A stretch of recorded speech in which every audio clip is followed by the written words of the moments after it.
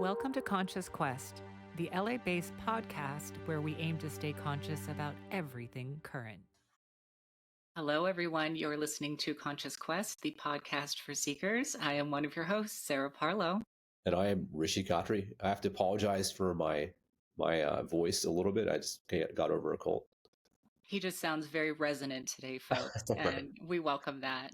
We are back with a topic that I am really excited about. I think that when we talk about our subject today, it has the potential to expand awareness for a lot of people and help them understand how they may be operating in the world. I know for myself, it's helped me understand how I operate in the world, specifically within relationships.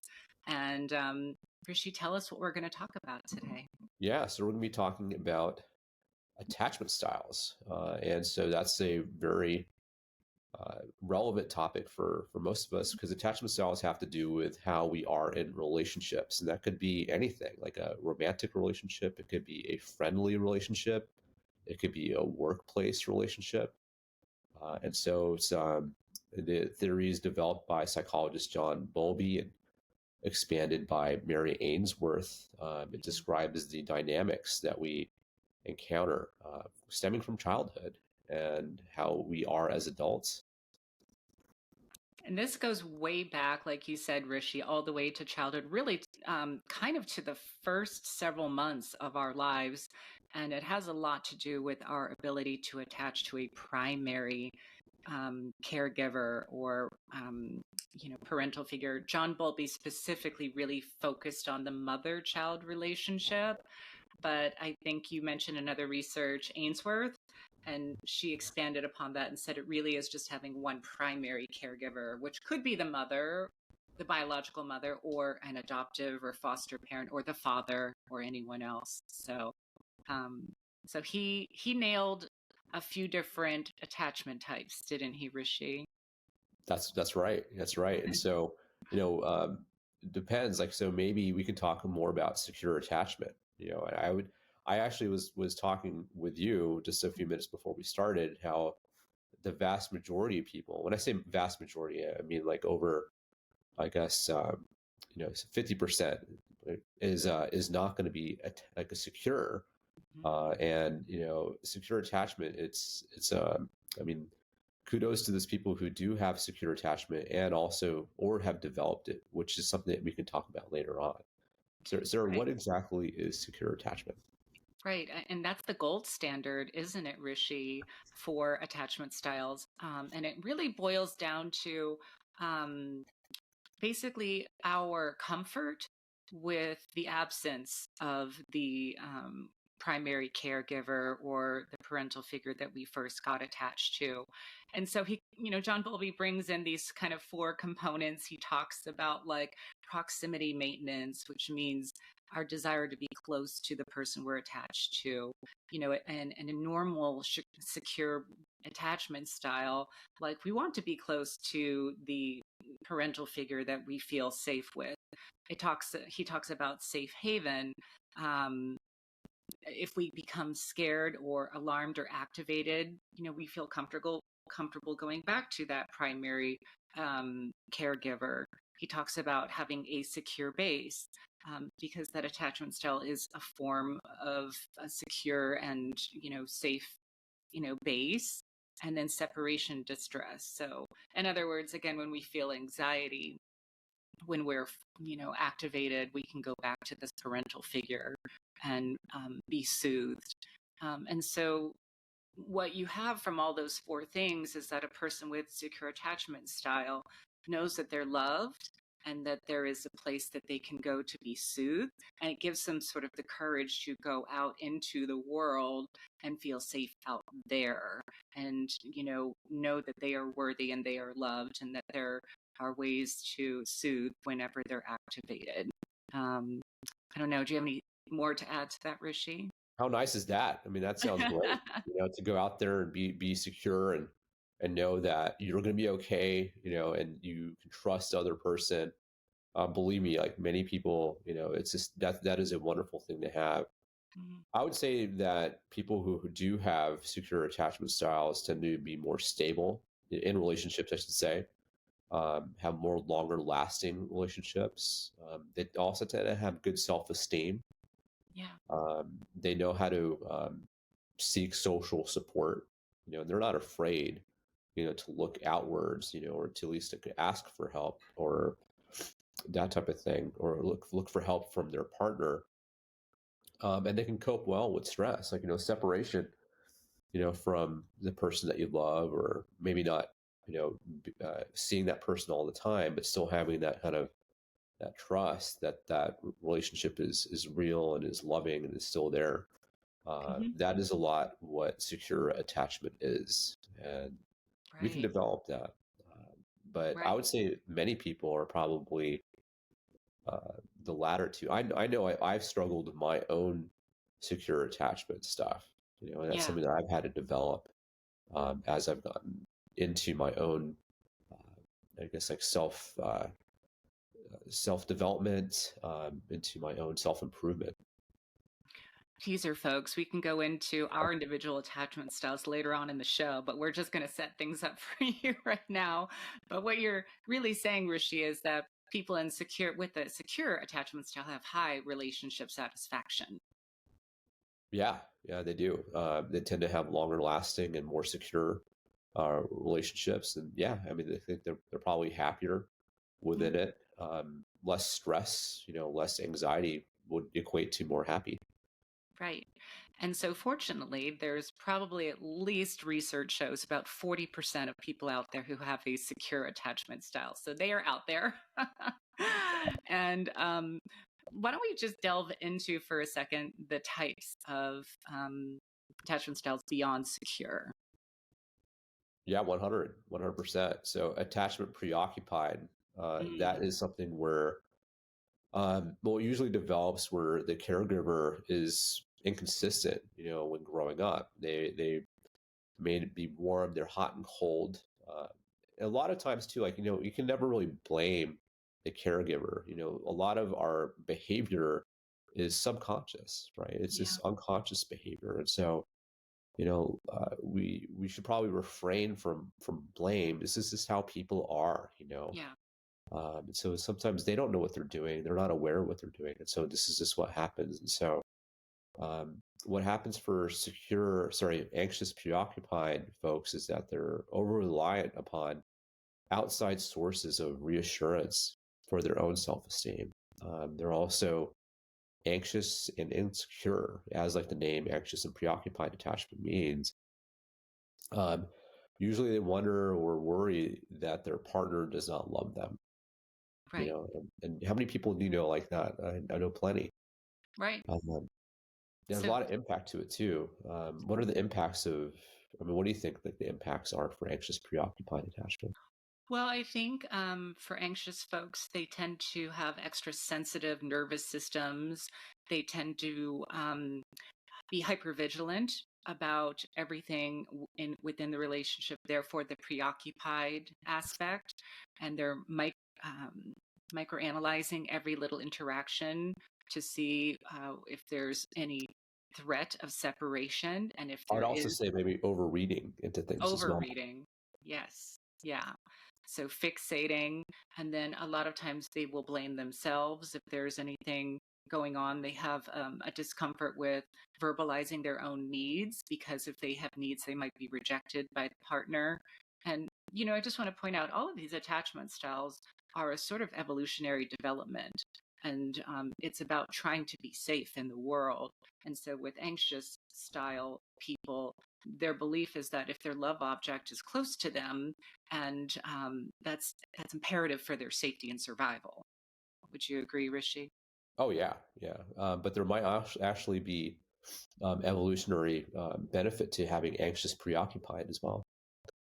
If you're anxious and preoccupied, that means that you're probably, if you're in a highly dangerous area, for instance, if you're in an unstable area, perhaps with a lot of war, maybe from evolutionary standpoint, maybe an area that doesn't have a lot of resources, Mm-hmm. and it's just one of those things that uh, might have over a long period of time trended to keep people safe, which is an interesting standpoint. versus the evolutionary standpoint for the secure attachment would be that you will hold the group, and you want that group cohesion because the cohesion of the group is going to keep you safe. Right. So both of those are almost two sides of the same coin. Right. And then we have the avoidance style as well, don't we, Rishi? Right. Can That's you, my favorite one. We're going to talk about that. But what are the avoidant or the dismissive types like? Well, I mean, I think that they're more aloof, right? They're people who either from the get-go, perhaps, or maybe have developed it over time, but they're just distant. They're very self-reliant, which is not a bad thing in this world, right? Yeah. But at the same time, they have discomfort with intimacy, with closeness. They don't really want to talk about themselves. They tend to keep their partners at arm's length, which is interesting because even within our environment, because I have a program that helps people. We have a lot of therapy and a lot of our psychologists. It's interesting how long sometimes it takes some of our clients to even open up them to their own therapist, and so perhaps that they're dismissive and avoided, although we haven't really done that analysis on them. It's I mean, it's a way to, I guess, protect one's own emotions and psyche from relationships, and that has to do with like when their original caregiver was probably unemotionally or emotionally unavailable or unresponsive most of the time. Like they were there, but they weren't there. You know. Right. And so for avoidance, that was just a way to cope, is to kind of be indifferent when the attachment figure actually did show up. It was probably their way internally of just protecting their feelings. It's because this person is not consistent. So I'll just be inconsistent with my attachment, so to speak. Yeah, yeah. Yeah. I guess like maybe what's the difference between anxious, preoccupied, and dismissive and avoidant? So I think the anxious is trying to move in and gain more intimacy. And that is actually the thing that triggers and activates the avoidant, is when someone reaches in to get Makes sense. close, the avoidant pulls away. And so what happens a lot, and, well, I want to talk about this a little later in the show, avoidance and anxious are like the perfect storm of just complementary, like, I don't know what you would call them, neuroses or whatever. They tend to find each other, and they tend to get into relationships with each other, and they're like the worst persons for each attachment style to be in relationship with, because Sure. one is constantly trying to get close and gets their feelings hurt and ruffled when they get pushed away, and then the other one is doing the pushing away. So Yeah. Well, yeah, that's the fourth attachment style, isn't it? the disorganized. That's right. Fearful and avoidant. The worst of both worlds. Yeah. Yeah. Yeah. Um, so those are our four types. And again, I love what you said, Rishi. I mean, you're not even really conscious. It's in the subconscious mind. I mean, it's not like people are choosing this or aware of this. They're just sort of operating from these internal mental models. Mhm. But awareness about it is sort of the first step, right?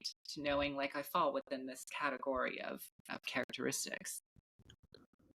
Oh yeah, no, self-awareness in any of this is extremely important. And if you're a listener who has a child, and I would say it's very important to really think about how your interactions are with your kid, because if you are happen to be insecure or fearful, avoidant, you can break that cycle for your kid, and have them have a secure attachment style. But of course, like self-awareness is always the key for anything in Yeah. in our own psychology. Yeah.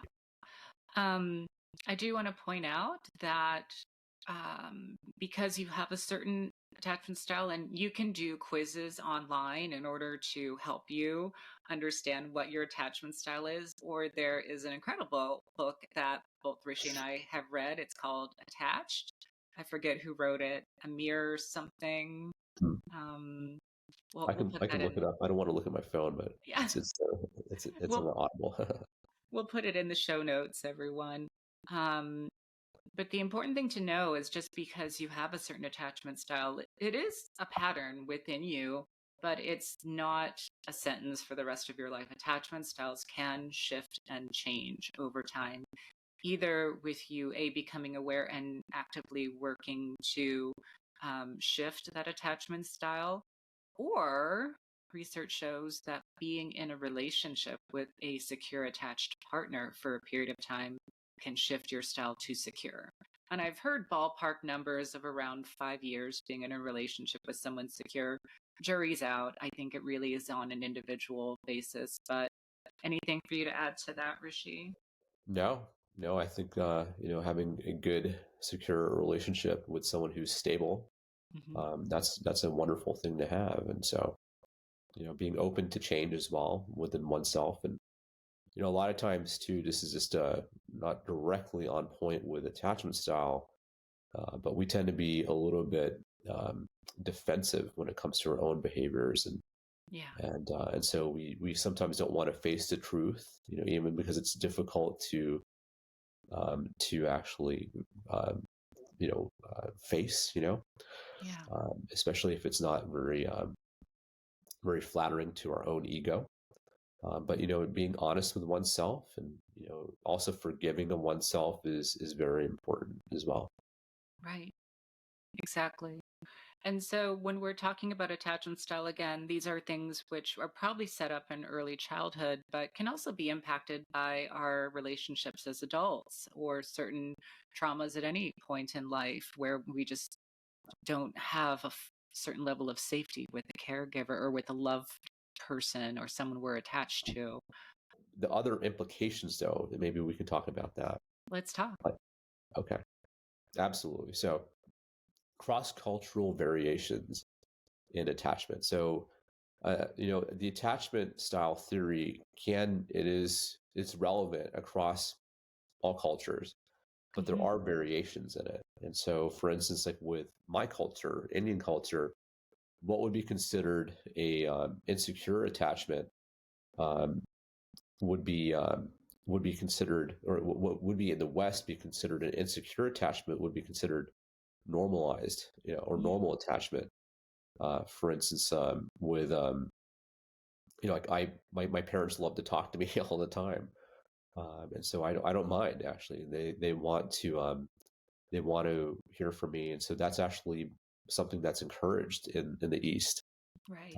Like a lot more, talking, and so that would be considered more, insecure attachment in the West. But that's just something that has to do with a collectivist society, um, which is just emphasizes interdependence, um, and so uh, Versus the rugged individualists of America. yeah, yeah. For me, like it's just interesting as someone who comes from a immigrant family, an Indian family. It's just people who move out at age 18, you know, um, and then never come back, or they're expected to be fully independent by age 18. To me, like for most Indian folks, like they want to move that number to like 30. you know, Ideally, like most Indian parents, I'm not saying, like, I'm half joking here, but an Indian family would not mind if the sons or daughters stayed till age 30. That's something that's not weird at all, for Indian folks. I'm not sure about Asian, or Chinese or other, but definitely for South Asian families that would be considered okay. So a pinch of awareness for cultural differences is Yeah, important in looking at attachment style. that's right. Yeah. Um, and attachment styles we tend to think of relating mostly to our adult romantic relationships, but they can really come up in all relationships, can't they, Rishi? Oh, for sure. Yeah, I think like where, especially in the workplace, we're forced to have relationships with people, and so I would say like if you have a boss, I don't know how many people have bosses. Um, Everyone's had a boss at some point, probably. Uh, Leaders with secure attachment, they tend to have a supportive environment. They tend to create a supportive and trusting work environment, and which is interesting. So this is like through some studies versus those folks, those leaders who happen to be avoidant. They struggle actually with interpersonal relationships at work, and those leaders tend to have a more kind of, I don't want to say fearful environment, but it's not as happy or secure as That those makes leaders sense. with a secure attachment. Yeah, that makes a lot of sense. Yeah, there's also more work-related stress when you have a lot of, if your attachment style is insecure, you'll have like the same, you'll reflect about your job security, about your relationships with your colleagues with more insecurity, and then you'll also have more stress related to work because of that. Right. You had some other points you wanted to bring up. I Yeah, thought were yeah. There's a interesting. lot to do. So attachment style theory can be. I mean, it's across. So for instance, like with technology, right now, what some studies have shown is that social media has really affected a lot of folks in a negative way and made people very insecure. Well, I wouldn't say Mm, very. That's not the right word, but it has shifted and probably has pointed people towards the more insecure attachment style. The reason why is because you're when you post something mm. on social media, you want that like, right? Yeah, And so if you post something and it doesn't get any likes, how anxious do you become? You're like, oh, did I say something wrong? Am I being rejected by my followers? And all of a sudden you become more anxious because of social media. And right. then go ahead. And the other thing too is the comparison model that happens on social media. You're constantly looking at other people's lives and comparing your life to theirs. And if their life looks better for any particular post or run of posts, it affects your own mental health. So yeah, we could have an entire episode about social media Oh and yeah. mental health. Well, on the other side of that, on the flip side of that, is that with modern technology, we have FaceTime, we have Zoom, we have obviously cell phone and cellular communications and telephonic communications, and so that has actually helped people maintain their relationships, and True. so long distance relationships with your family members, your parents, or what have you. It has actually benefited that. So That's a good point. that so there's two sides of that. Mhm. I'd also say like that's for me, social media. My own personal view, it does cause a lot of issues though, which we don't really we need to address as a society about that. That's a bigger conversation for Yeah, sure. maybe in a different podcast we'll talk about that. So I'll just bring up, part of the reason I really wanted to do this episode is I feel my own awareness of attachment style has really affected my quality of life. And just to be transparent with people, I do fall under the umbrella of an attached, anxious, preoccupied attachment style. And I don't think it was anything I really fully grasped until probably my early 40s. And looking back, I think, I saw how things would happen in my intimate relationships, and I couldn't quite grasp or understand them. But the attachment theory model really helped me to see that I was constantly looking for external validation and support from a partner, and made a lot of choices to be in relationship with avoidant partners because anxious avoidants have this kind of perfect, symbiosis that happens, but it's not healthy. And I did notice like how activated my nervous system would be around certain people and how it impacted my mental health. And as a result, I think I became acutely aware of how a lot of times in anxious avoidant relationships, if they do succeed, it's because the anxious person essentially caves to the situation and just does their best to make peace with, feeling somewhat alone and not included because the avoidant wants to keep them at arm's length all the time. And that is one option, Uh, but I think one of the really powerful things in that book Attached that I learned is, you know, probably the best practice is just to find a secure attached person and get into relationship with them. A lot of times we think of love in our society as something that creates a lot of excitement and butterflies, and that really is more of a sign of anxiety and activation. And so we tend to think of anxiety and activation as being like passion and love. And to some degree, it can, but it can also be really unhealthy in that, I think in my life, and again, it's easy to blame parents and stuff. I don't want to go there. I don't think that that's really healthy. Um, but sometimes we look for a way to recreate the models that we had with our parents in our adult life. So if I felt like I wasn't really seen or heard in some ways, and that I had to constantly grab on for comfort and security, then I should find that as the same in my adult relationships. So I think stepping out of that awareness and recognizing my nervous system can be different in relationship, and love doesn't have to feel anxious, and like I have to be afraid to ask for my needs to be met. I think that was a really empowering thing to go through. One thing I will point out, and this was an interesting thing that happened to a lot of babies who were born around my time, is that when I was born, some children are born with a high bilirubin level, which is sort of a liver breakdown so enzyme. was I. So there you go. And so what was uh, very common to do back in those days is you get rid of the bilirubin buildup by putting kids under these lights in an incubator. And the lights kind of like help break down the bilirubin so that it can be excreted, you know. And we didn't know much about attachment style back then. And so today, when babies are born, a lot of times they really encourage skin to skin contact immediately between the infant and the mother.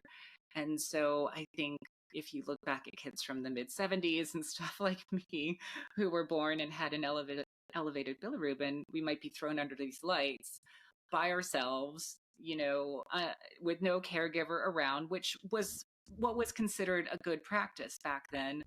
But even on that deep cellular level, as an infant, might have set up some anxiety about not having my primary caregiver nearby. What are your Ah, thoughts about that? oh, yeah, so that's interesting because I had a transfusion as a baby, and I Wow. had a high bilirubin count, and I was put underneath like the incubator and whatever for a couple of days while I had the high bilirubin, and so I never really thought about it, but it makes sense. It would explain a whole generation of the Gen Xers. I'm just kidding. Perhaps that's all of our issues. Is It that was that damn incubator light we got stuck under all by all of ourselves, us? no one That's right. around, and just babies screaming. That's right. Well, it is interesting. There is a lot of development that does happen. We know a lot more about infant development at this time, and so yes, skin to skin contact and all that stuff is extremely important. Reminds me of this one crazy story. It wasn't even a study; it was a rich lord, and I think I can't remember what country in Europe, but this is back when they could do whatever they wanted, and so he procured an orphan and proceeded to raise, because what the theory was for this particular lord was that he wanted to see if language was something that was a priori, right, that you just everyone had, you know and so this poor kid was raised in a room, was just fed through like a little hole, and like just given like I think like something like that to see what would happen to the kid. And obviously the kid didn't do well at all, like Right. he just wasn't well. And so it's just extremely important that we have these very early childhood relationships with our caregiver and stuff.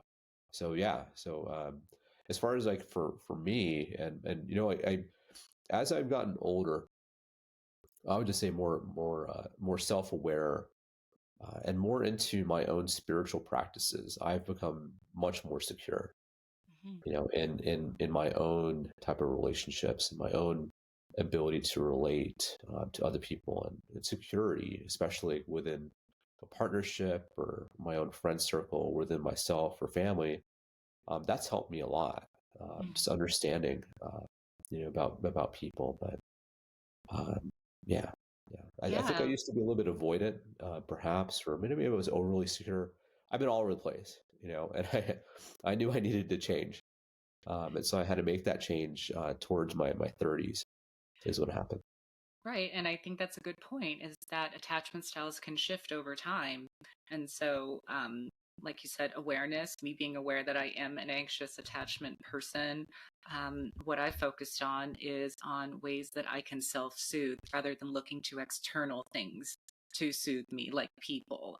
We all are social creatures. We all need to reach out and connect. And that's important.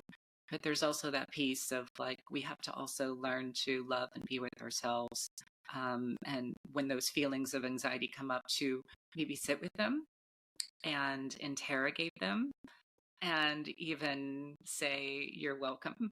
And I'm going to listen to you. What do you have to tell me? Because when we have these sort of things that come up, a lot of times there's a message there. It's kind of our subconscious, our psyche that's reaching out and saying, "Hey, there's this piece of me that still needs to be seen or addressed or whatever." Yeah, I mean, we're all mirrors of each other, and we tend to see in other people what we want to see, and usually what we want to see is usually something that's within us, right? And so if you see, someone who's just not caring enough or whatever, like why are you seeing that person like that? Is it inside of you, or are you reading the situation properly? Are you overreading a situation? What is happening? And so that's always an interesting thing. So step away from your emotions a little bit, be a little more objective, and that could take you really far. Yeah. Any It's other things you wanted to bring up, Rishi? gosh, there is some links between people who have a lot of anxious anxiety, um, and more insecure attachment. They tend to have a little bit more mental health issues. Mhm. There is that correlation there. They tend to have a lot more anxiety, um, or enhancing that enhances depression, which makes sense if you're very unsure about your relationship. You might become very very anxious in life, or perhaps develop depression. So it's just something to talk about. If you do have these, if you do have depression or have anxiety, have a therapist, or perhaps are going to look into your own research into it and get your own books and go online or buy, whatever you do. Maybe just think about how your attachment is, and uh, but anyway, that's my point, is that there is a correlation with that. Right. And we've talked a lot about the anxious style folks, but specifically for the avoidance, I just want to nail some characteristics so people can really zone in on that. People who are avoidant, again, we've mentioned that when people get close, they sort of feel the need to pull away because they don't feel safe with intimacy. And so a lot of times the characteristics you'll see is that avoidants really value self sufficiency and can at times look down on their partner for being less self sufficient. Or, in other words, they'll start devaluing partner and saying that they're too needy or too much or whatever, as sort of their own self defense mechanism. And so they'll sort of push people away in that regard in order to, kind of soothe their own discomfort around, I guess, receiving in a way. Yeah, well, by avoiding, you won't get hurt. It's like those people who never, like, if you never try something, you'll never fail, right? Right. So it's more about like fearing a loss. So if you never enter a relationship, or if you avoid a relationship or avoid intimacy, then there's nothing to lose, right? So, one of the keys for avoidance is to recognize that their system is being activated and to recognize that they do need love and intimacy. And also, I think an important component is to communicate with your partner what your needs are, because sometimes it's all a lot of misunderstanding. And if we talk about things and say, hey, I need a little space right now, I think most reasonable partners can recognize and understand that. But it's about verbalizing what's happening within your own emotional landscape to clue the other person in. And, you know, again, I do think that this book, Attached, is revolutionary and can help a lot of people. And I think there's a lot of scenarios that it paints in the book, which people can easily identify with. I can agree with that. Yeah, it's a wonderful book. Any closing thoughts, Rishi? Well, I think that just being self-aware, be forgiving of yourself, be easy on yourself. I think that once you become aware of your attachment style and finding a good therapist, or just doing your own therapy if you want to get your own resources and self-contemplation, and be forgiving of yourself, and also be forgiving of other people as well. No, people they're not conscious of what they're doing sometimes, right? So we can forgive them, and we can wish them well, if on their journeys. We're all on a journey. Right. And also just think about what your needs are and be able to verbalize them. I think a good thing for us to do would be to include a little quiz in the show notes of this episode so that people can take a quiz and see what their own attachment style is roughly. And again, knowledge is power. So with that, I think we will say goodbye for today. But Rishi, we have a fun topic for next time, don't we? That's right. If you can remind me again, like one more time, what it is. Because we have a have a lot of topics. hypnotist. You have a hypnotherapist that works for That's you. right. Okay. Yeah. So yeah, we have several topics. So I don't know sure if it was the next one or not. So we do have a special guest coming up. Her name is Mila Reback, and she's a trained hypnotherapist who's been working in the mental health space for the last several years. Very, very fascinating subject. And hypnotherapy is, just so you know, I'll give you a little teaser. Hypnotherapy was the thing from like the early 1900s up until the 50s, before CBT, or cognitive behavioral therapy, came into the rage, right? So people always want the newest and brightest thing, which was CBT. But before that, hypnotherapy was the thing. And another big thing about hypnotherapy is that it is effective. It is effective, and you can look at studies, and insurance will even pay for very short-term stints of hypnotherapy, especially when it comes to smoking cessation. So it is effective, and it's not the type of hypnotherapy. Hypnotherapy is not the thing that you see on the shows, but we'll let Mila explain more of that next time. And what I'm really excited about for that episode is we really can talk about the subconscious mind, how it works, and how it can ultimately be the thing running or sabotaging our lives. And so, once again, we're aware of that fact, we can figure out the things that we do want to change and make efforts to change them. And how you reprogram the subconscious mind is a little different from what we do in conscious waking moments. So I hope these are some fun teasers for everybody to tune in for our next episode. By all means, dive into attachment style theory. And if you are one of those secure people, that's incredible. Again, that's the gold standard. That's where we all want to be. But for those who are not, again, having this knowledge is powerful. So thanks for listening. Yeah, thank you, everyone. Hope you have a wonderful week and weekend. Stay conscious.